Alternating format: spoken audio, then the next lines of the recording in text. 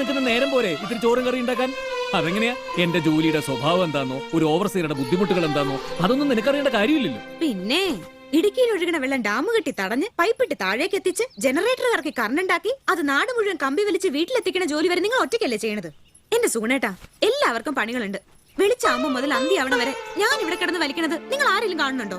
അവിടെ ഇടയ്ക്കിടയ്ക്ക് നീ ഇത് പറയുന്നുണ്ടല്ലോ. നിനക്ക് എന്താടി ഇവിടെ അത്ര വലിയ ജോലി? ഏയ് ഒന്നുമില്ലാലോ. രാവിലെ എഴുന്നേറ്റ് അടുക്കള ചെന്ന് കുക്കറിനോട് പറഞ്ഞാ മതിയല്ലോ, കുക്കറെ ഇന്ന് 3 പേർക്ക് ചോറ് വേണം കേട്ടോ. അത് കേട്ട ഉടനെ കുക്കർ എടുത്ത് വെള്ളം ഒഴിച്ച് അരിയിട്ട് വേവിച്ച് പാകാവുമ്പോ എന്നെ നോക്കി ഇങ്ങനെ കൂ കൂ എന്ന് വിളിക്കൂലോ. അങ്ങനെ ഒരുപാട് കൂവണ്ട. ഈ വീട്ടിലെ ഈ ഇട്ടാവട്ടത്തിലുള്ള പണിയല്ലേ നിനക്കുള്ളൂ. ഒരു ദിവസം ഈ വീടിനകത്തെ പണി മുഴുവൻ ചെയ്ത് നോക്ക്, അപ്പൊ കാണാം.